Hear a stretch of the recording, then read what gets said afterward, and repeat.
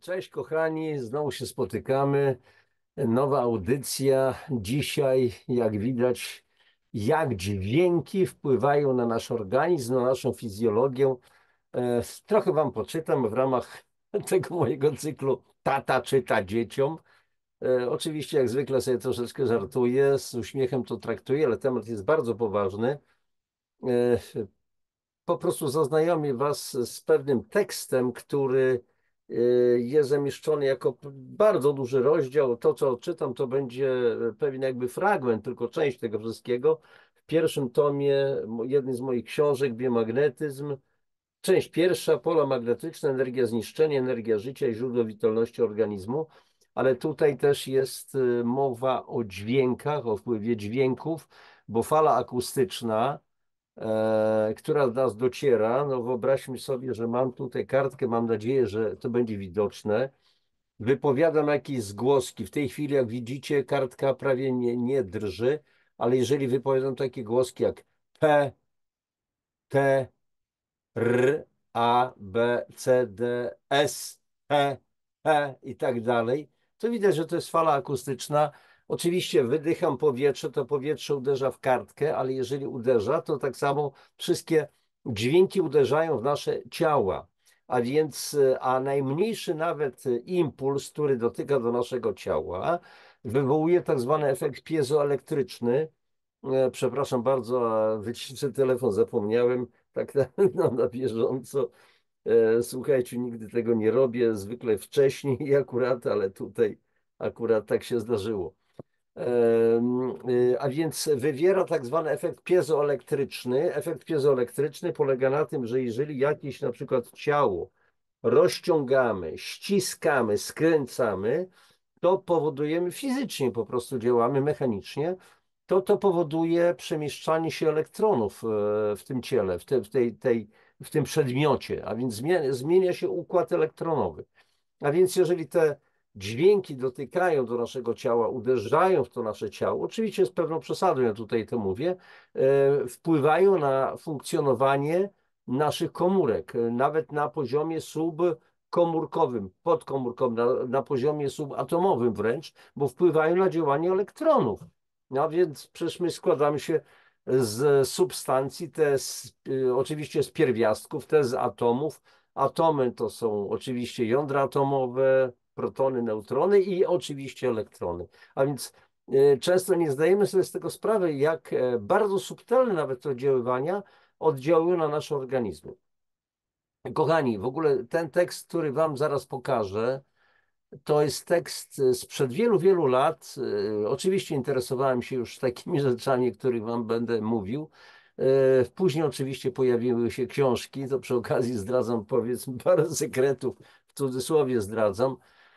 Przekonacie się sami, z którego roku to było zamieszczone. Był taki portal e-Joba, ja tam bardzo dużo tekstów zamieszczałem, kilkaset artykułów. I tak sobie pomyślałem, że warto do tego w ogóle wrócić, bo sięgam do tych tekstów. Później akurat ten portal Ejoba został gdzieś tam, no zniknął, został sprzedany, nie wiem, podkupiony przez kogoś. Teraz jest inny. W każdym razie moje te artykuły zachowały się i wiem, że mogę się dzisiaj z wami tą wiedzą podzielić. I teraz słuchajcie, więc w takim razie udostępniam ekran i po prostu w tej chwili poczytamy w ogóle sobie troszeczkę. No tutaj zlikwiduję. O dobrze, już wszystko, mam nadzieję, że wszystko co zniknie. A więc słuchajcie, no właśnie, to jest taki portal Just Past It. Odkryłem kiedyś, szukałem moich artykułów, gdzie one się podziały i okazało się, że jest. Dobrze. Więc posłuchajcie, popatrzcie, ten tekst był opublikowany 23 stycznia 2018 roku. No, był edytowany jeszcze 5 lat później, powiedzmy, i tak dalej. Ale posłuchajcie, więc będziecie widzieli ten tekst, link dodatkowo zamieszczę do tego artykułu, więc jeżeli ktoś będzie chciał, to będzie mógł po prostu cofnąć się i tak dalej. Dlaczego w ogóle o tym ja mówię? Dlatego, że nie doceniamy znaczenia tego, co mówimy, co czujemy, naszych myśli, ale też słów. Jakie słowa wypowiadamy, w jakich okolicznościach, kiedy ile razy po prostu traktujemy siebie i innych mm, no po prostu niemądrze, bez większej świadomości, co to może powodować. A więc jakieś bardzo złe słowa, nienawistne i tak dalej, uderzają w nas z potężną mocą. I jeżeli nawet traktujemy kogoś w taki sposób, to wszystko jest zasada akcji i reakcji, trzecia zasada dynamiki Newtona. Nie tylko w dynamice, fizyce to ma znaczenie, w mechanice, ale w normalnym życiu. Jak sobie pościelisz, tak się wyśpiesz. Jak Kuba Bogu, tak Bóg Kubie. Kto pod kim wpada, kto pod kim dołki kopie, to ten sam w nie wpada. I tak dalej. Takie powiedzenia, bardzo mądre, mądrości można byłoby przytaczać. Dobrze, ale zabieramy się. Wpływ za akcję, wpływ dźwięku na fizjologię człowieka. Wpływ wypowiadanych słów na fizjologię człowieka jest olbrzymi. Wpływ wypowiadanych słów jest naprawdę olbrzymi. Najprawdopodobniej tym można tłumaczyć na przykład efekty tak zwane bioenergoterapeutyczne. Ewentualnie, słuchajcie, tu będę oczywiście od siebie coś tam dodawał, ewentualnie, kochani, wpływ intencji lub wpływ placebo.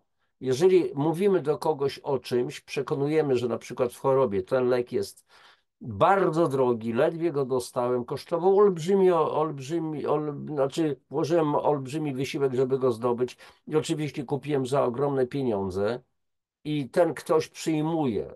To może być zwykła woda, którą odpowiednio zabarwiliśmy, dodaliśmy jakieś goryczy, na przykład kropli żołądkowych, jakieś gorzkie. No, lek powinien być niedobry, niesmaczny zazwyczaj. To ten człowiek jest gotów uwierzyć i wówczas ta wiara po prostu powoduje, że człowiek może dojść do uzdrowienia. Dobrze, ale dalej. Więc tym najprawdopodobniej można tłumaczyć efekty bioenergoterapeutyczne, wpływ naszych zachowań, modlitwy, czy tak zwanych dobrych lub złych słów na strukturę wody i pokarmy. Piszę o tym w trzeciej części opracowania pod nazwą Sekrety Wody. Tak, była taka książka Sekrety Wody. Ona się zamieniła później na Woda, fenomen życia, na 2 tomy. Powiedzmy także mocniej, wpływ zwłaszcza jednego słowa był olbrzymi. Posłuchajcie, kochani, był czas, że studiowałem bardzo mocno Biblię dla siebie samego, bo bardzo byłem ciekaw, co w tej księdze tak po prostu pisze. Nie podchodziłem do tego studiowania w sposób taki, wiecie, jakiś fanatyczny, taki bardzo, że tak powiem, e, po klechowsku nazwijmy to, tak tylko starałem się rozkminiać te wszystkie teksty, o co tam chodziło i prosiłem absolutnie, wszechświat Boga, mówię, Boże, daj mi Twoje boskie zrozumienie tego wszystkiego, o co w tym wszystkim chodzi. I słuchajcie, naprawdę rezultaty były oszałamiające, ale to jeszcze może będziemy o tym mówić. Zresztą skutek był jeden. No, napisałem książkę Nie samym chlebem żyje człowiek, gdzie zawarłem tam te wszystkie po prostu przemyślenia. I teraz posłuchajcie. Na początku było Słowo, a Słowo było u Boga. I Bogiem było Słowo. Ono było na początku u Boga. Wszystko przez nie się stało, co się stało. W nim było życie, a życie było światłością ludzi.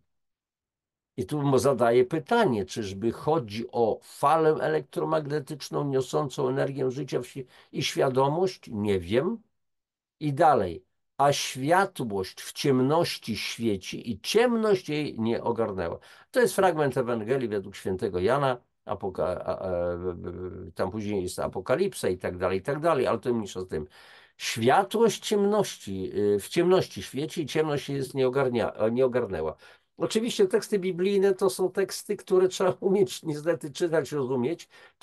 One są pełne metafor, co znaczy ciemność, brak świadomości, brak światła. A więc popatrzcie, tu jest cytat z pani Barbary Marciniak, to jest amerykańska autorka. Autorka napisała szereg książek o Plejadianach, między innymi Zwiastuni Świtu. I ona mówi, światło jest informacją, ignorancja jest ciemnością. Dobrze, ale wróćmy do tego tekstu. Więc takie biblijne teksty wielu z nas czyta zwykle na klęczkach bez zbytniego dociekania. O co w tym chodzi? Inni z kolei odkładają na półkę z mitami, mówiąc, a jakieś bzdury religijne, tam jakiś jacyś faceci pewnie pisali na prucie winem albo jakimiś ziołami, jak to pani Doda powiedziała. A jednak tekst ma swoją moc. Na początku było słowo. A, i jeszcze uwaga moja. Oczywiście ja nie roczę sobie pretensji do tego, żeby mieć rację. To są tylko takie dywagacje. Moje, załóżmy, filozofie, można je przyjąć, można je odrzucić w całości, można częściowo zgodzić się lub nie i tak dalej. Ma być wolni w tym wszystkim. Ja tylko się dzielę z wami moimi po prostu przemyśleniami, tą wiedzą, którą otrzymałem. A więc na początku było słowo. Oho, więc pierwszy pojawił się co? Dźwięk. Przecież słowo to jest dźwięk. Nawet jeżeli ono jest niesłyszalne, czyli infradźwięki dla naszego ludzkiego ucha, to są stworzenia, które słyszą infradźwięki. Infradźwięki również na nas oddziałują, chociaż ich nie słyszymy. I zauważcie, jakie to wywarło później skutki. Wszystko przez nie się stało, co się stało. Czyli można uznać, że dźwięk jest pierwotną energią wykorzystaną do stworzenia. I teraz cytat ze Sławomira Kulpowicza, to jest pianista i kompozytor, który mówił kiedyś: wibracja tego pierwszego słowa, które wydał kosmos w chwili wielkiego wybuchu, jest obecna w całym doświadczanym przez nas świecie. Prymarny boski dźwięk, rozszczepiając się w pryzmacie czasu i przestrzeni, stworzył nieskończoną ilość wibracyjnych planów.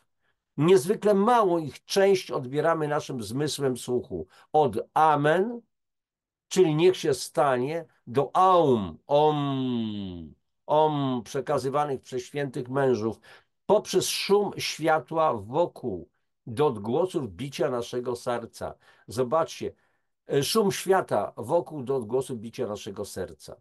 Oczywiście, słuchajcie, jeżeli tutaj jest mowa o wielkim wybuchu, to nam się kojarzy z takim, wiecie, jak to jakiś no, pirotechnika, granat, mina wybuchła i tak dalej. Wcale nie. Być może tu chodziło o zupełnie coś innego.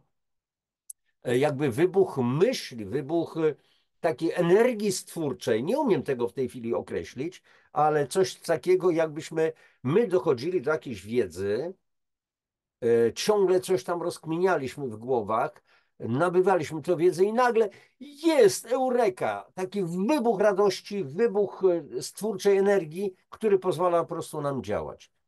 I tutaj to wszystko, co przeczytałem w tych słowach pana Sławomira Kulpowicza, myślę, że takie opisanie zagadnienia doskonale współgra z teorią strun, która przedstawia podstawowe zasady funkcjonowania całego wszechświata. Otóż według teorii strun, chociaż dzisiaj jest już ona odkładana trochę do lamusa, podstawowym elementarnym budulcem wszechświata, podstawowymi ziarnkami piasku są swoiste tony wydawane przez super małe, jednowymiarowe obiekty zwane superstrunami. I według teorii więc tony to są z kolei dźwięki. Dźwięki to jest energia i informacja, a energia to materia i na odwrót. Materia może tworzyć konkretne formy, konkretne kształty. I teraz pytanie, czy dźwięk można zobaczyć? Czy dźwięk może się zmaterializować, przybrać materialną formę? Co za bzdura, chciałoby się rzec, prawda? Mówiliśmy już wielokrotnie w tej książce, mówiłem mojej, a więc tutaj biomagnetyzm po prostu, że każda rzecz, każda istota w kosmosie wibruje, drga. Wibrują elektrony, wibrują atomy, drży liść na wietrze, drgają krople wody w strumieniu, wywołując drgania powietrza, które odbieramy jako szmer wody. Bije w końcu nasze serce. I to jakim rytmem, jakim tonem, zwłaszcza w chwilach największych, najwspanialszych uniesień. I teraz warto zadać sobie, słuchajcie, kochani, pytanie. Dlaczego wszystko wibruje, drga, przesyła energię w przestrzeń? Moim zdaniem ponieważ każda rzecz, każda istota nosi w sobie wbudowaną energię, dzięki której wysyła swój sygnał na cały wszechświat, niczym operator radiowego nadajnika tęskniący za kontaktem z innymi istotami. Każda myśl, jakąkolwiek miałaś, każde słowo, które kiedykolwiek wypowiedziałeś, każdy uczynek, jaki kiedykolwiek popełniłeś, zabarwia ten sygnał i kształtuje energię, jaką wysyłasz. Każda komórka, każdy organ naszego ciała ma swoje wibracje i swój ton. Żywe komórki mogą wydawać dźwięki i je pochłaniać. Przynajmniej tak twierdzi Jim Gimzewski, chemik z Uniwersytetu Kalifornijskiego w Los Angeles. To akurat Nexus, pismo takie, dwumiesięcznik, numer 5 z 2006 roku, wieści z pogranicza nauki, dźwięki komórkowe i uzdrawiające własności muzyki. Tam była o tym mowa. Ale naukowiec ten, Jim Gimzewski, nazwał nawet naukach o dźwiękach komórek sonocytologią. Ustrój człowieka jawi się więc jako doskonale nastrojony instrument muzyczny, wydający wiele zharmonizowanych dźwięków naraz i tworzących wspaniałą melodię. Jednak gdy elementy naszego wnętrza zaczynają grać na własną nutę, wówczas instrument fałszuje, ciało i umysł chorują, dochodzi do rozregulowania, rozstrojenia i trzeba wówczas instrument nastroić. I tutaj za chwileczkę fragment właśnie z Nexusa, dźwięki komórkowe uzdrawiające własności muzyki. Posłuchajcie. Od dawna jest jasne, że przyszłość medycyny leży w badaniach czynności komórek. Świat dźwięków zajmuje w tych procesach poczesne miejsce. Naukowcy już dawno zauważyli, że muzyka ma wpływ na obieg krwi, to znaczy może zmienić jej szybkość, powiada specjalista od muzykoterapii Siergiej Szuszardżan. Jednak dopiero ostatnio naukowcy zdali sobie sprawę, że terapia muzyką jest interdyscyplinarną dziedziną nauki, która istnieje na styku wielu obszarów.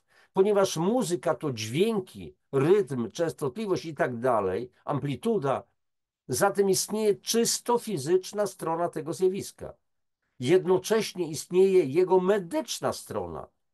Reakcja organizmu na muzykę na poziomach psychologicznym i komórkowym.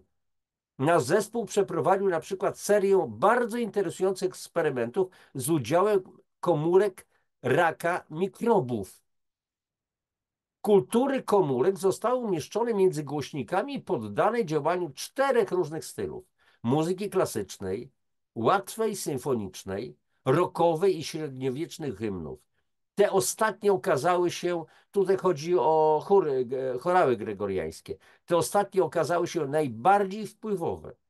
Procesy wzajemnego oddziaływania miały bardzo złożony charakter. Ogólnie mówiąc, niektóre style muzyczne mają zdolność przyspieszenia wzrostu komórek, a inne hamowania go.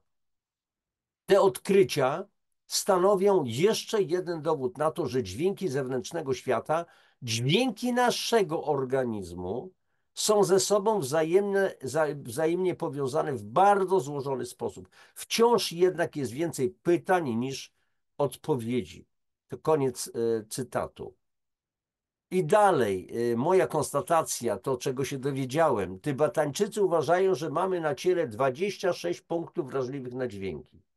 Połowa z tych punktów odbiera energię uspokajającą, a druga połowa pobudzającą. Potwierdza to nauka.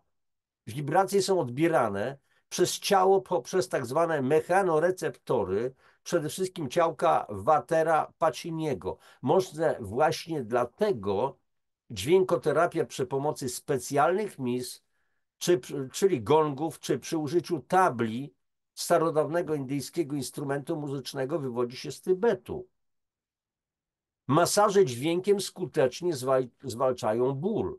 Łagodzą prawie całkowicie bóle miesiączkowe i porodowe. W Niemczech niektórzy ginekolodzy, położnicy i położne zalecają kobietom muzykoterapię na długo przed rozwiązaniem, dzięki czemu poród odbywa się zadziwiająco szybko i łatwo. Pozytywny dźwięk dotyka nas. pieści nasze ciało. Działa jak dłonie najdelikatniejszego masażysty. No właśnie, kilka tygodni temu miałem taką okazję na pewnych warsztatach poddać się masażowi. Prawie godzinę trwało i była muzyka, taka bardzo relaksacyjna.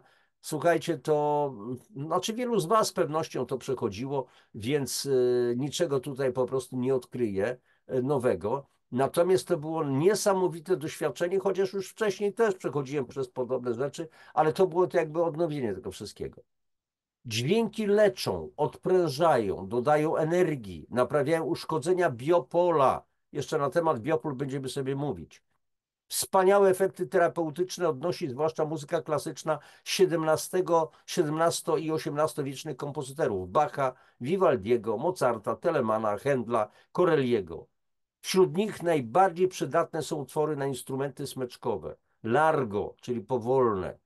Okazuje się, że utwory tych i wielu innych kompozytorów są skomponowane w tempie 60 ćwierćnót na minutę, czyli w cyklach 30-sekundowych. Jest to tempo zbliżone do bicia ludzkiego serca. Tego typu muzyka potrafi wyrównać ciśnienie krwi. Korzystnie wpływa na pracę serca i całego układu krążenia, jak również na cukrzycę i zaburzenia słuchu.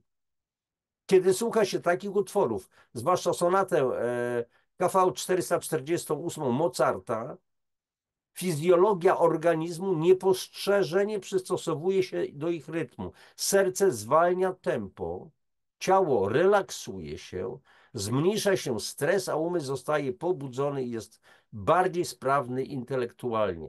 Kochani, no, te wnioski oczywiście możecie wierzyć lub nie, przetestujcie. Macie możliwość, na YouTubie są między innymi różnego rodzaju nagrania kompozytorów, których nazwiska wymieniałem. Wypróbujcie to na sobie. W 1994 roku opublikowano wyniki badań, z których wynikało, że po wysłuchaniu sonaty D-dur na 2 fortepiany Wolfganga Amadeusza Mozarta badani osiągali lepsze wyniki w testach na inteligencję. Okazało się również, że muzyka Mozarta poprawia nastrój. Najprawdopodobniej właśnie dlatego, że większość funkcji układu nerwowego powtarza się we wspomnianych już 30-sekundowych cyklach. Dokładnie tak jak w utworach Mozarta. Efekt ten nazwano nawet efektem Mozarta. Czyli, kochani, dźwięk i muzyka jawią się jako najsilniejsze źródła uzdrawiającej mocy. Przypuszcza się również, że odpowiednio dobrana, spokojna muzyka buduje sieć neuronów. W tym właśnie upatruje się przyczyn trwałego rozwoju wyobraźni u dzieci poddanych treningom muzycznym. Zbawienne działanie ma muzyka na samopoczucie osób z chorobą Alzheimera i epileptyków. I odwrotnie, muzyka agresywna, głośna, w dodatku połączona z grą świateł, na przykład techno, heavy metal, może zniszczyć system nerwowy, obniżyć moc układu immunologicznego i zniszczyć subtelne struktury energetyczne organizmu. Amerykanin Robert Monroe, założyciel The Monroe Institute, znanej w USA placówki badającej mózg człowieka i jego aktywność, twierdził, że odpowiednio spreparowany sygnał dźwiękowy może wywołać w mózgu człowieka specyficzny stan świadomości, osiągalny jedynie przez joginów i osoby intensywnie medytujące. A wiecie, że medytacje, takie właśnie, takie bardzo proste uprawianie jogi i tak dalej, wydłuża telomery nasze, a telomery decydują o długości życia. Jeszcze kiedyś może zrobimy na ten temat audycję. Polski psychotronik Krzysztof Bułyszko stworzył system nagrań pozwalających nadawać właściwy kierunek naszym myślom. To jest stwarzać właściwe, pozytywne wzorce, pozwalające otworzyć wewnętrzne, ogromne możliwości tkwiące w każdym z nas. Jest to również możliwość dotarcia do naszych wewnętrznych regulatorów, w cudzysłowie to mówię, i właściwego nastrojenia organizmu, wpływu poprzez dźwięki na zdrowie organizmu. Czyli każdy z nas, kochani, ma przyjazny dla siebie dźwięk. Odkryjmy go w sobie. Również świat roślin i zwierząt reaguje na odpowiednie dźwięki pozytywnie. Badania prowadzone m.in. w Indiach, Japonii, w Stanach Zjednoczonych, Kanadzie, Wielkiej Brytanii wskazują, że przy dźwiękach muzyki, której częstotliwość nie przekracza 5 kHz, czyli 5000 drgań na sekundę, rośliny rozwijają się lepiej i szybciej. Krowy i kury, słuchajcie, to jest pozornie śmieszne, lubią na przykład muzykę Bacha, Mozarta czy Beethovena. I żeby kompozytorzy mogli wiedzieć, jakich mają melomanów. Coraz więcej hodowców, zwłaszcza na zachodzie, instaluje w oborach i kurnikach głośniki, nadaje muzykę klasyczną. Okazuje się, że ma to wybitnie pozytywny wpływ na zwiększoną mleczność krów i nieśność kur.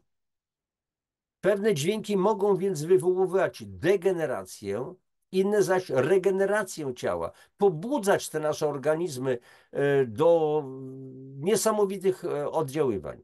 Harmonijne dźwięki uaktywniają ciało i prowadzą do uzdrowienia. Każdy dźwięk ma swoistą geometrię. To jest kształt będący formą inteligencji. I tu powracamy, kochani, do materialnej strony dźwięku. Czy dźwięk można w ogóle zobaczyć? Czy istnieje związek między dźwiękiem, wibracjami i fizyczną, materialną rzeczywistością? Czy dźwięki, wibracje mają zdolność tworzenia? I tutaj no, warto mówić o kymatyce. Znowu akurat będzie cytat z Nexusa, Kymatyka nauka przyszłości, Peterson w tłumaczeniu Jerzego Florczykowskiego. I dalej za tym samym artykułem z Nexusa numer 4 z 2006 roku. W roku 1787 prawnik, muzyk i fizyk Ernest Chladni opublikował dzieło Entdeckungen über die Theorie des Klanges, czyli odkrycia w dziedzinie teorii muzyki. W tej i innych pracach o charakterze pionierskim Chladni położył fundamenty pod jedną z dziedzin fizyki, którą nazwano akustyką, czyli nauką o dźwiękach. Jednym z osiągnięć Chladniego było znalezienie sposobu uwidocznienia wzorów generowanych przez fale dźwiękowe. Na czym polegało znaczenie jego odkrycia? Otóż Chladni zademonstrował, że dźwięk ma bezpośredni wpływ na materię fizyczną oraz zdolność tworzenia geometrycznych wzorów. I w latach 60. XX wieku szwajcarski lekarz Hans Jenny dokonywał badań mających na celu umożliwienie wizualizacji dźwięków, między innymi ludzkiego głosu. Przy pomocy własnego wynalazku, tonoskopu, obserwował bezpośrednio fizyczne obrazy wypowiadanych głosów, tonów pieśni. Okazało się więc, że dźwięki można nie tylko słyszeć, ale również oglądać. I nowa dziedzina, którą stworzył kymatyka, z greckiego kyma, fala, to dziedzina zajmująca się badaniem wpływu wszelkich wibracji na powstawanie geometrycznych wzorów i kształtów oraz procesów dynamicznych. Wnioski, które sformułował podczas swoich badań, jawią się następująco. Tak uważa dr Hans Jenny. Biologiczna ewolucja jest rezultatem wibracji, których natura określa ostateczny jej rezultat. Przypuszcza się, że każda komórka posiada swoją własną częstotliwość i że określona liczba komórek o tej samej częstotliwości tworzy nową częstotliwość pozostającą w harmonii z oryginalną. Te z kolei tworzy przypuszczalnie jakiś organ, który również wytwarza nową częstotliwość pozostającą w harmonii z dwiema poprzednimi.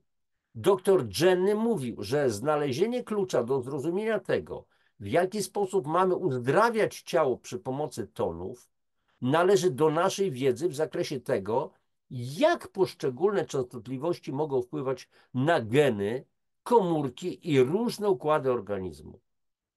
A więc jeszcze raz artykuł Kymatyka, nauka przyszłości, Peterson, Nexus numer 4 z 2006 roku. 6. rok, prawie 20 lat temu. Ach Boże, ile się przez te rzeczy, przez ten czas nadziało. No właśnie nadziało się, bo odkryto w tej dziedzinie zupełnie nowe rzeczy. I ostatni już cytat z tego samego periodyku i artykułu. Kończąc, chciałbym przytoczyć poetycką konstatację Katie Guzzetty dotyczącą badania zależności między dźwiękiem i powstawaniem różnych form życia. Formy płatków śniegu i oblicza kwiatów mogą przybierać takie kształty, ponieważ odpowiadają pewnym dźwiękom natury. Podobnie również kryształy, rośliny i ludzkie istoty mogą być w jakimś sensie muzyką, która przybrała widzialną formę. I teraz wnioski, słuchajcie, są niesamowite. A wnioski dotyczące czego? A po prostu, tych różnych form, które powstają na przykład w zbożach, gdzieś tam w wielu krajach, w Polsce też. A więc czytajmy dalej.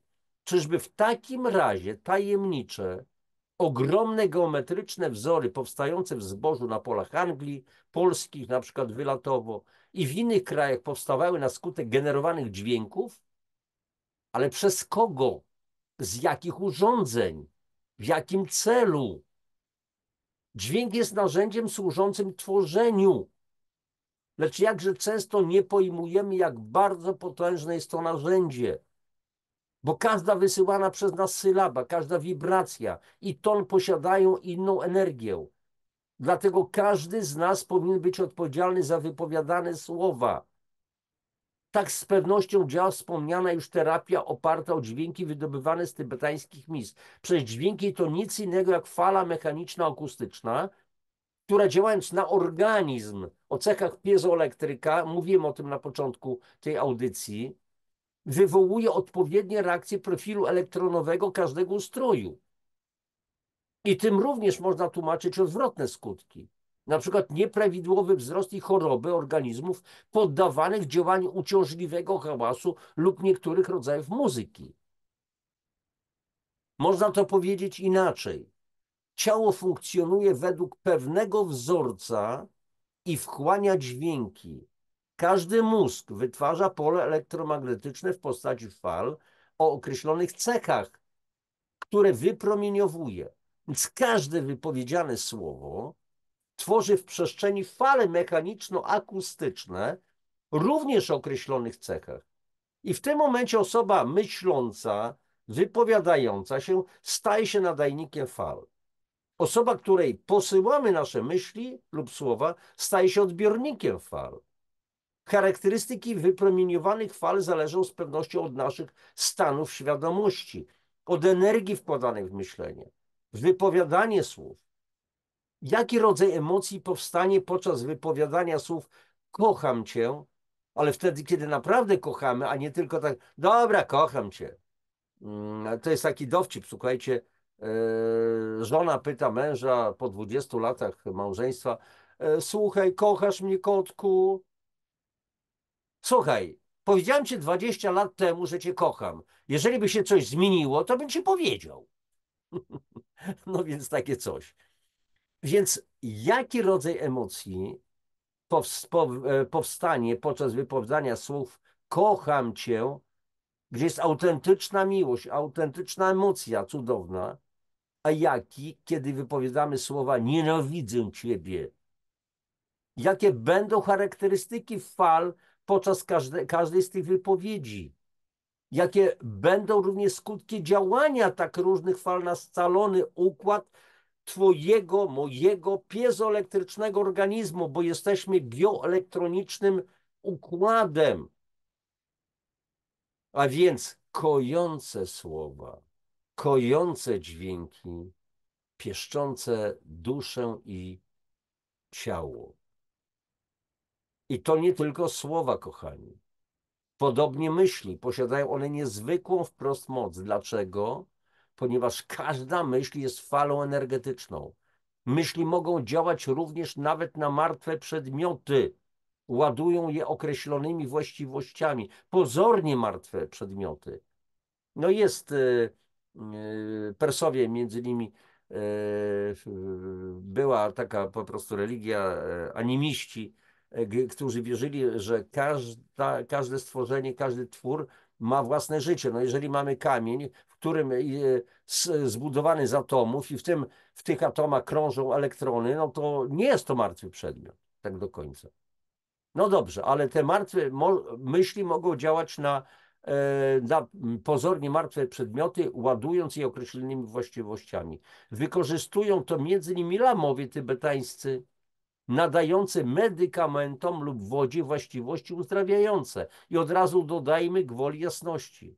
Nie ma tu żadnych cudów lub magii, jest tylko wykorzystanie praw przyrody, których działania często jeszcze kompletnie nie znamy, a zwłaszcza nasza zachodnia nauka, która liczy, powiedzmy, załóżmy około 200 lat, sadzi się, już wszystko myśmy odkryli. Te na dalekim wschodzie, te jakieś wierzenia to są głupie, oni nie mają zielonego pojęcia i tak dalej, i tak dalej. Odrzucamy to, czego nie możemy naukowo udowodnić. A jak już udowodnimy, to nikt nie odda szacunku dla twórców tych wcześniejszych odkryć. To myśmy teraz to odkryli. I już o twórcach, ojcach tych odkryć nic. Jak już kilkakrotnie mówiliśmy, siła naszych myśli, naszej woli ma wpływ na materię. Udowodniły to m.in. badanie prowadzone od 1979 roku w Princeton University w USA w ramach grupy tak zwanych Gaia Mind Project. To znaczy, to jest projekt globalnej świadomości i zwłaszcza ukierunkowana świadomość dużych grup osób jest w stanie zmieniać rzeczywistość. Przypuszcza się, że na tym polega moc zbiorowych modlitw w określonych intencjach. W myśl tej zasady działają również grupy uzdrowicielskie skupiające całą swoją wolę na tym, aby w określonym momencie przesłać określonej osobie pozytywną, leczniczą energię. Uzdrawiająca moc modlitwy kryje się w pozytywnych emocjach podwyższających wibracje organizmu i zwiększających jego potencjał energetyczny. Możliwe jest nawet wzmocnienie w ten sposób błon komórkowych erytrocytów, czyli czerwonych ciałek krwi, co sprawia, że nie dochodzi do pękania komórek krwi, to jest hemolizy. A wykazały to doświadczenia Manninga w Wielkiej Brytanii. Grupa zaabsorbowana jedną sprawą może stworzyć siłę myślową i energetyczną, mogącą oddziaływać również na materialną strukturę świata. Stwierdzili w 1997 roku badacze zorganizowani właśnie w tej grupie Gaia Mind Project, realizujący Global Consciousness Project, czyli program badania świadomości globalnej. Badania tej grupy prowadzone początkowo na wspomnianym Uniwersytecie Princeton w USA pod kierunkiem doktora Rogera Nelsona, a później poszerzone do współdziału kilkudziesięciu wybitnych naukowców 41 krajów świata, mają za cel ustalić, czy cała ludzkość ma jeden wspólny, podświadomy umysł, z którego wszyscy korzystamy, nie zdając sobie nawet z tej sprawy. Ja tutaj rozszerzę troszeczkę tą rzecz. Mamy tak zwaną świadomość zbiorową i podświadomość zbiorową i nieświadomość zbiorową również. Ale to już jest inna sprawa. Przedsięwzięcie cały ten projekt zapoczątkował profesor Robert Young z Uniwersytetu Princeton, w którym przez szereg lat pracował Albert Einstein w latach 70. XX wieku. Udowodnił on, że zwykli ludzie mają wpływ poprzez jednoczesne wyzwalanie emocji na wydarzenia dziejące się na naszej planecie. Po prostu ludzkie mózgi wytwarzają myśli emitowane w postaci sygnałów EEG, czyli elektroencefalogram, wskutek czego wywierają w pewnych okolicznościach zdalny wpływ na wszelkie organizmy żywe i elementy tzw. przyrody nieożywionej. Generalnie eksperymenty prowadzone w ramach tego Gaia Mind Project prowadzą do wniosku, że każdy z nas działa indywidualnie, ma własną świadomość, ale wspólnie razem tworzymy świadomość globalną. I potwierdzają również zasadność hipotez Ruperta Sheldrake'a i Gennadija Iwanowa Szypowa. No Sheldrake, postać, Robert Sheldrake, niesamowita postać, twórca teorii o polach tak zwanych morficznych czy morfogenetycznych. Gennadij Iwanowicz Szypow, rosyjski fizyk, niezwykła postać. I wielu innych na temat stwórczego, kształtotwórczego działania myśli.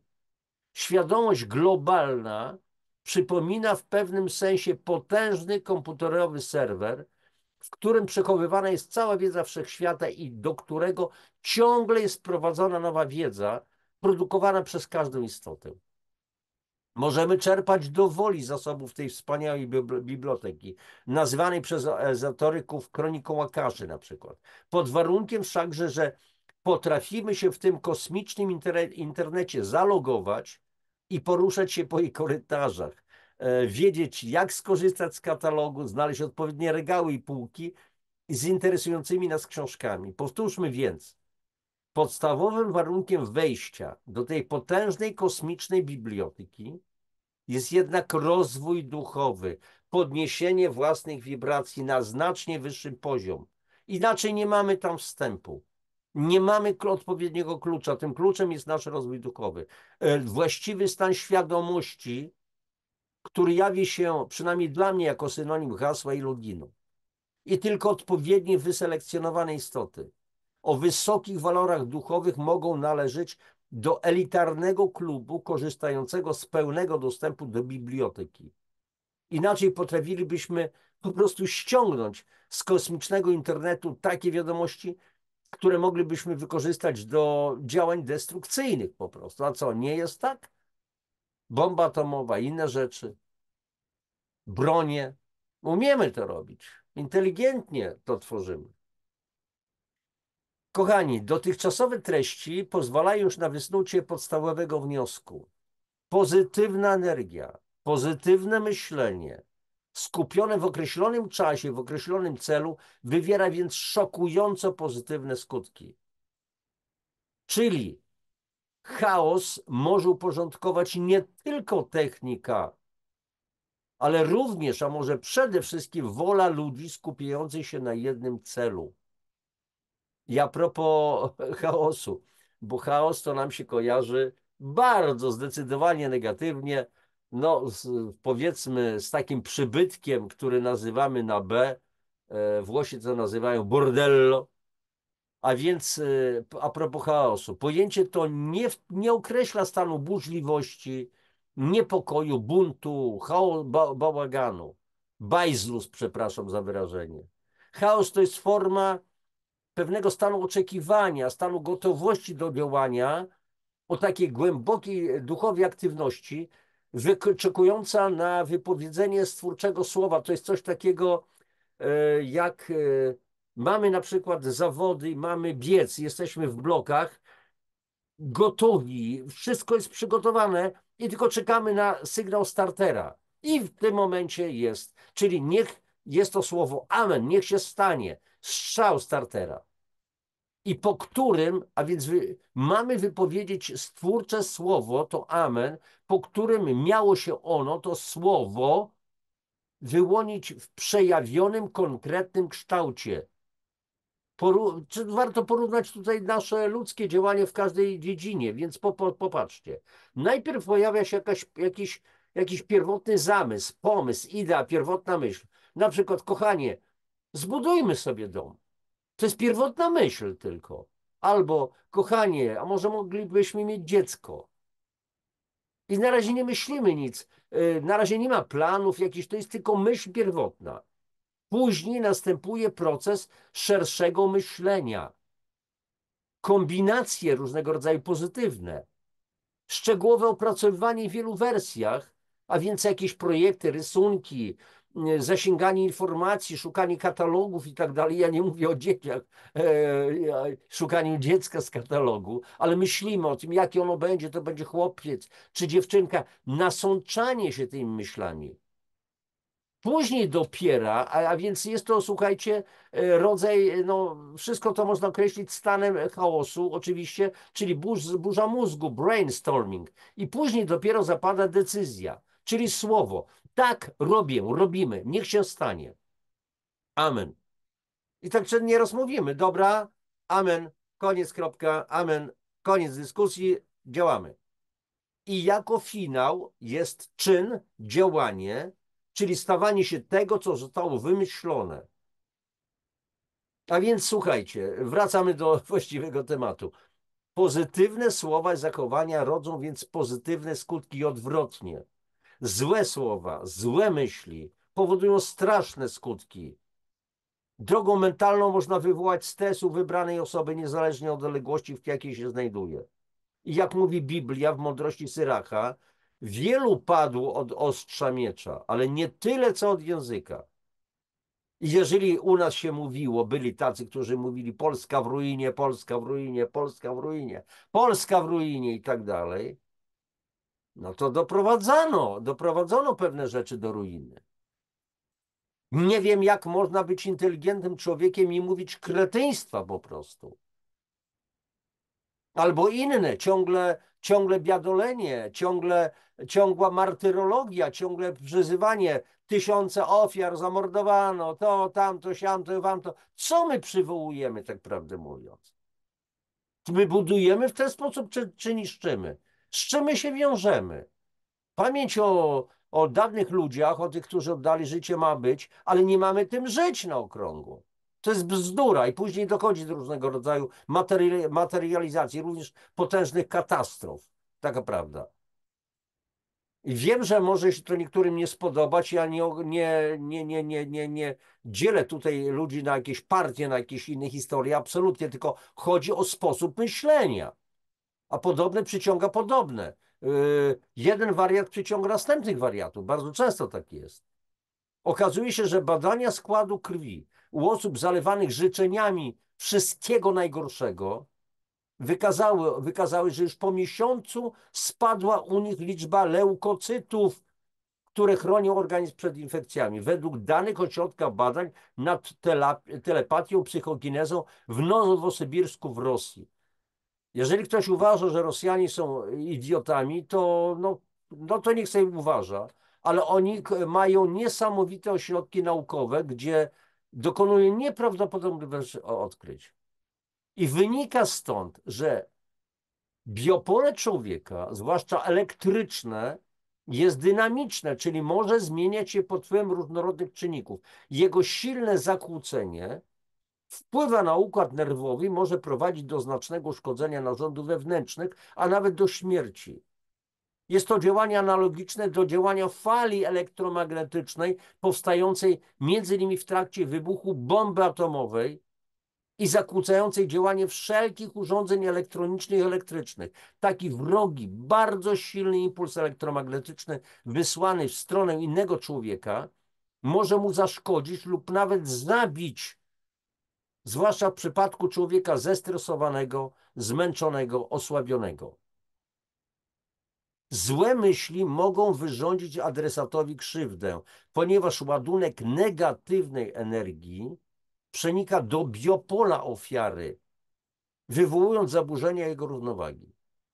Zaatakowano odczuwa niezrozumiały spadek siły, ogólną słabość, częstą mdłość, rozdrażnienie, rozkojarzenie, pogorszenie nastroju, przygnębienie, poczucie zagrożenia.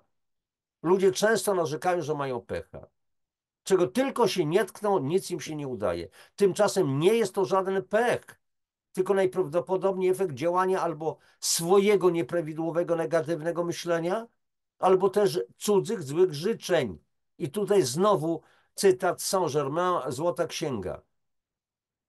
Myśl i uczucie formują jedyną twórczą moc. Mimo że dane uczucie czy myśl może nie zrobić komuś krzywdy, musi wrócić do ciebie i przywlec ze sobą wszystko, co było wysłane, a zwykle oskarżającą energię. I to właśnie w ten sposób myśli krzywdzące innych burzą interesy i sprawy tego, kto je wysyła. Nie ma żadnego sposobu, by uniknąć tego, z wyjątkiem przebudzenia się i świadomego przekształcenia przyzwyczajeń. Słuchajcie, na YouTubie, tutaj na moim kanale jest taka audycja na temat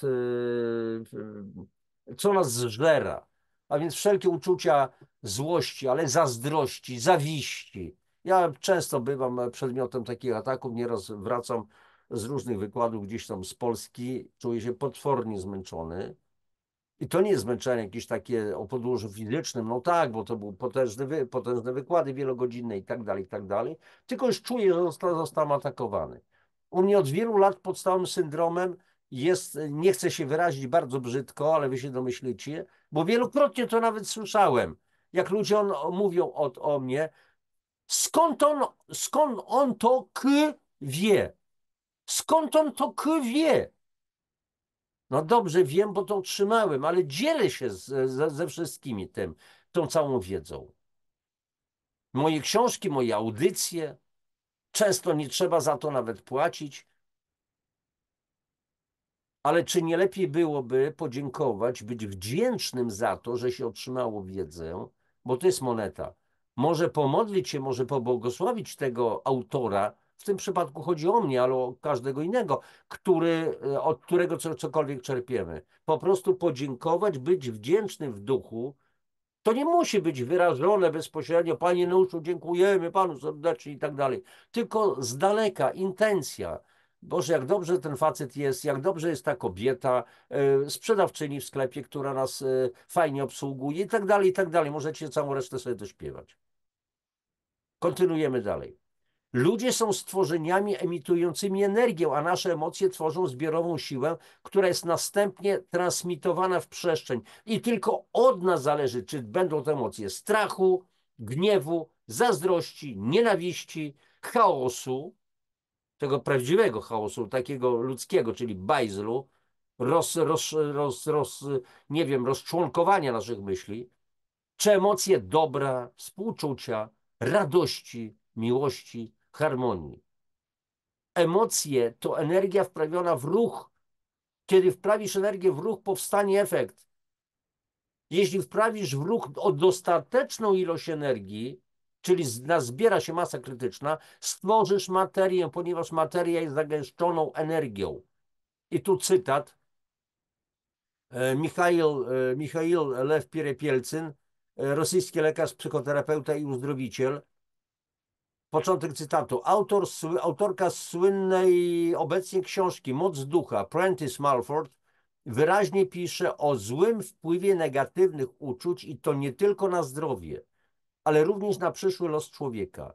Kiedy na przykład pozwalamy się unosić uczuciem złości, gniewu czy zniechęcenia, wysyłamy w przestrzeń całe wiązki negatywnych, dysharmonicznych wibracji. Zbierają się one z podobnie wibrującymi emocjami innych i tam potęgują się, wzrastając swojej negatywnej energii do tego stopnia, że stają się szkodliwe. Myśl jest niezniszczalna. Jej energia raz wysłana z mózgu w postaci bliżej niezbadanej fali elektromagnetycznej nie ginie, lecz przybiera swój kształt, sobie tylko właściwą formę. O, przepraszam, to był cytat z pani Elżbiety Kulinicz, Cud metafizycznego leczenia, periodyk Nie z tej ziemi z 93 roku. Akurat ten periodyk już nie istnieje, w zamian to mamy czwarty wymiar, jak dobrze wiem. I jeszcze właśnie cytat Michail Lew Pierepielcyn. Tam, gdzie uczucia agresji i nienawiści emitowane są przez tysiące, a może dziesiątki tysięcy mózgów, reaguje nawet przyroda. Historia zapisała wiele przypadków klęsk żywiołowych, anomalii pogodowych, wielkie mrozy lub popały, klęsk zarazy właśnie w tych miejscach, gdzie toczyły się wojny lub wielkie bitwy. Jak więc, kochani, widzimy, musimy być wyjątkowo odpowiedzialni za każdą naszą myśl, każde słowo i działanie. Choć nie jest to takie proste, przyznaję. Mnie też czasami szarpią emocje, zwłaszcza na ulicach, albo jak mamy do czynienia z polityką. Oczywiście trzeba się wyciszać, zostawiać to, bo to nie ma najmniejszego sensu. I nigdy, przenigdy nie życzmy innym niczego złego, ponieważ skutki naszych działań zawsze wracają do nas zgodnie z zasadą. Co posiejesz, to i zbierzesz. I tu jeszcze jeden solidny cytat. Każdy człowiek, choć postrzega siebie fizycznie, porusza się po kontynencie zwanym polem elektromagnetycznym. Jest to subtelne pole, w którym każda myśl, czy też impuls ma natychmiastowy skutek działania. Suma impulsów, pozornie nieistotnych, gromadzi się w polu informacji, tworząc rzeczywistość wirtualną. Pola wirtualne mają zdolność materializacji, to znaczy mogą stać się historią lub innym wydarzeniem. Każdy z nich szuka odpowiednich częstotliwości, by się zamanifestować w świecie materii. I z reguły tak się staje. Cóż, uczynnych pośród nas jest wielu, bardzo wielu. Uczynnych w sensie negatywnym oczywiście. I tu wystarczy błaha pozornie myśl. Na przykład, no zabiję sukinsyna. Oczywiście nie mamy na myśli kompletnie, żeby tego gościa ukatrupić, bo tylko emocje z nas wychodzą, ale okazuje się, wystarczy, by na przykład młody człowiek, wielu dzisiaj młodych zabija innych. Wystarczy, by młody człowiek połączył się z polem informacji wirtualnej, nasyconym świadomością zabijania. Reszta dokonuje się błyskawicznie, to znaczy myśl, przeskok impulsu, amok, zabójstwo. Jednak sprawcą nie jest tu sam młody desperat. Znaczy on jest bezpośrednim sprawcą. Większość z nas ma w tym swój niechlubny udział. W jaki sposób? To proste. Kto z nas choć raz nie pomyślał, najchętniej to bym go zabił, albo ja się zabiję. Takie idiotyczne myśli. O Jezu, ja się zabiję chyba. I takie palnięcie, takie głupoty, tak prawdę mówiąc. Mimo iż w rzeczywistości nie zamierzaliśmy nikogo zabić, ani siebie, to pozornie niegroźna myśl została zarejestrowana w polu informacji wirtualnej z prędkością bliską światłu. Następnie łącząc się z podobnymi polami, powiększa ocean energii zabijania. Potem wystarczy już tylko silna indywidualność, czy wyjątkowo sfrustrowany człowiek, by w sprzyjających warunkach przełamać granice pól astralnych, czyli pól emocji i pożądań, i ściągnąć te zdjęcia w cudzysłowie na ziemię. To jest akurat fragment artykułu, czy przepowiednie muszą się spełnić Hanny Kotwickiej, właśnie z czwartego wymiaru, numer 4 z 2004 roku. I wszyscy chyba znane takie przysłowie, kto pod kim dołki kopie, mówiłem o tym wcześniej, sam nie wpada, kto sieje wiatr, ten zbiera burzę i tak dalej, i tak dalej. Nosił wilk razy kilka, ponieśli wilka, Jakuba Bogu, tak Bóg Kubie. A więc negatywne uczucia i myśli, choć dotyczą innych, tak naprawdę ranią przede wszystkim ich autora. Nieżyczliwość, manipulowanie innymi, mściwość, zakłamanie, wygórowane ambicje, nieufność, podejrzliwość powodują osłabienie witalności i odporności organizmu. I czy medycyna akademicka to potwierdza?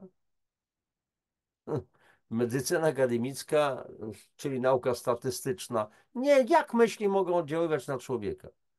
Ale jednak mówi o tym medycyna naturalna.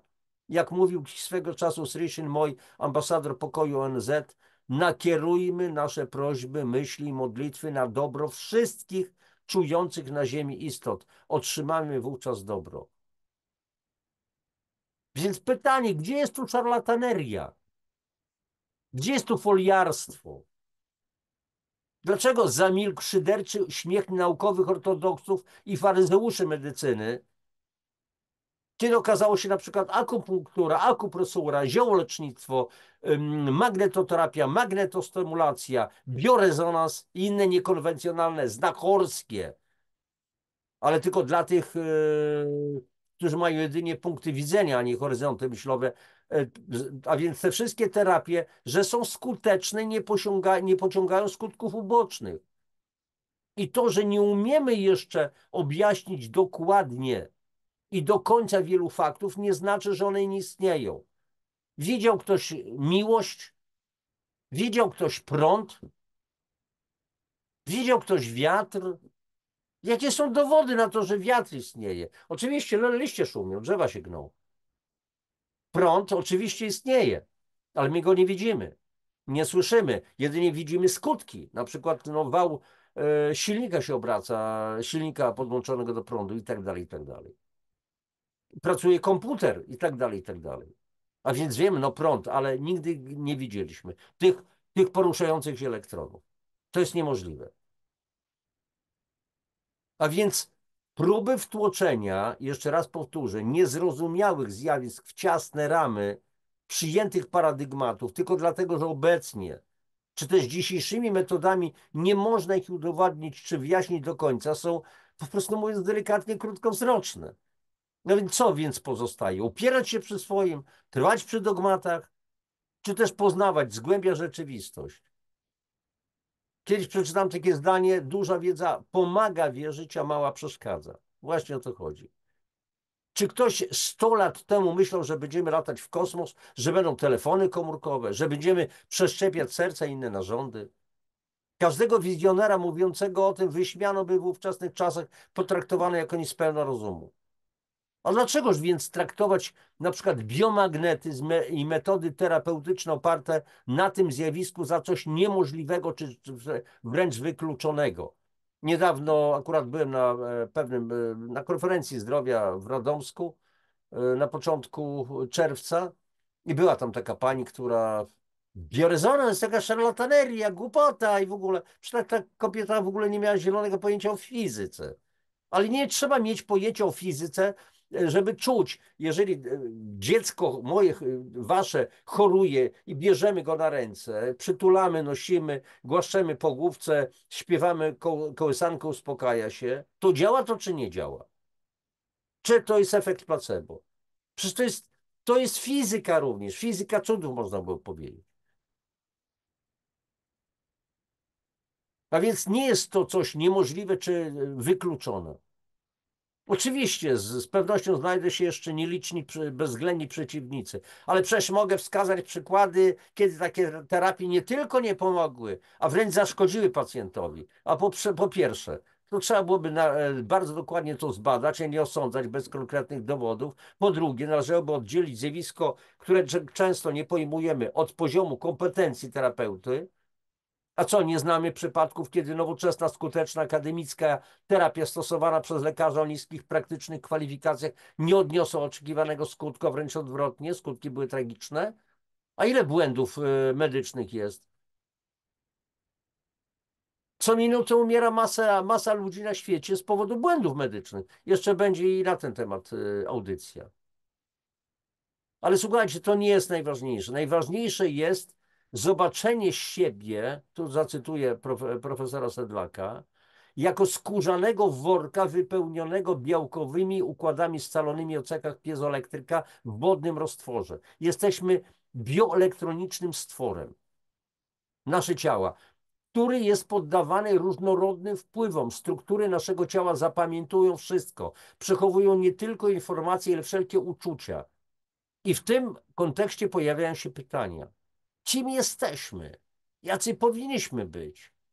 Jaki wpływ mają nasze zachowania na nas samych i innych? Jak duży wpływ na nas i na inne istoty, negatywny lub pozytywny, mają złe lub dobre słowa wypowiadane czy też usłyszane? Czy potrzeba wejścia aż w bioelektronikę? Potrzeba badań, doświadczeń, aby dojść do wniosku, że uczucia złości, gniewu, nienawiści, wulgarne słowa, wstrętne zachowania powodują straszliwe spustoszenia w relacjach międzyludzkich, niszczą więzi, powodują rozpad, tworzą nieład, chaos, tworzą podziały. Jak zostało podzielone polskie społeczeństwo i teraz szukamy winnych, a to ci po lewej, a nie, to ci po prawej i tak dalej, i tak dalej. No pora przegrywać to głupotę. I pytanie, czy nie lepiej oprzeć się na miłości, na dobrym słowie, na czułym geście? Nie lepiej wybaczać, będzie audycja na temat wybaczania, naprawiać zło, które wyrządzamy sobie nawzajem? Nie lepiej błogosławić świat i ludzi, zamiast ich przeklinać? Jeszcze jest jedna sprawa, wybaczenie. Tak, natomiast nie chodzi o to, żeby w takim razie przejść nad przestępstwem do porządku dziennego. To nie ma nic wspólnego. Prawo ma działać. Były winy, ma być po prostu kara. Natomiast nie mamy karać z uczuciem zemsty. Po prostu w świecie ludzkim ma to być załatwione jak potrzeba. I teraz słuchajcie, jeszcze nie tak dawno w naszych domach przed posiłkiem odmawiano modlitwę, dziękując za dar pożywienia. Modlitwa, głupota jakaś. Zaraz, zaraz. Ale w świetle tego, o czym już mówiliśmy, miało to z pewnością pozytywny wpływ na przykład na profil elektronowy pokarmu. Czyli wpływało w wybitnie dobroczynny sposób na jakość pokarmów. Pokarmów, nie jedzenia, nie produktów do żarcia. A stwarzało jednocześnie dobry nastrój. Powiedzieliśmy, oddziaływało dobrą falą mechaniczną, akustyczną, elektromagnetyczną wśród siedzących przy stole. Co odnosiło później zbawienny wpływ również na jakość trawienia. A dzisiaj posiłek traktujemy zazwyczaj technologicznie. Mamy dostarczyć ciału niezbędne składniki pokarmowe. Nieważne w jakiej atmosferze, nieważne w jakiej kolejności, nieważne w jakich okolicznościach. Często w atmosferze pośpiechu, poganiania, złości. Szybciej jedz, bo do przedszkola muszę cię odwieźć. Na byle jak nakrytym stole. Najważniejsze, aby niezbędne składniki pokarmowe trafiły do żołądka. Jeszcze niedawno mówiło się o pożywieniu w postaci uniwersalnej pigułki, które będzie wszystko, czego organizm potrzebuje. Głupota nad głupotą. Pytanie w związku z tym, czy da się jednak wyprodukować pigułkę miłości, czułego gestu, ciepłego spojrzenia, miłego dotyku, serdeczności, przebaczenia? Czy nasz organizm tego nie potrzebuje? Czy to nie tyle nasz organizm tego potrzebuje, ale my wszyscy? A w końcu czym jest nasz organizm? Czy tylko kawałkiem myślącego, czasami myślącego, poruszającego się, wybaczcie, mięsa, poruszającego się, czasami myślącego układu pokarmowego? Czyż człowiek nie jest wspaniałą spójnością ciała, ducha i umysłu? Jak dużo błędów jeszcze popełnimy, aby dojść w końcu do wniosku, że jedynie inne spojrzenie na istotę człowieczeństwa i powrót do wypracowanych przez wieki pozytywnych zachowań, nie negatywnych, może poprawić naszą ludzką egzystencję? Czy postępy cywilizacji mają sprowadzać się wyłącznie do technicyzacji życia w każdej jego dziedzinie? Czy ciągle ma być tak, że ich historia uczy, że ich historia niczego nie uczy? No i tak to, kochani. Z tym wszystkim zostawiam was teraz. Troszeczkę to trwało, ale myślę, że od czasu do czasu, myślę, że warto coś takiego zrobić, taką filozofię życiową. Jak zwał, tak zwał, ale przemyśleć, zastanowić się nad sobą samym, nad istotą własnego człowieczeństwa, nad tym, kim tak naprawdę jesteśmy, jaki jest cel naszego życia. Co, tylko przyjmować coś do buźki, strawić, e, coś doświadczyć ciekawego.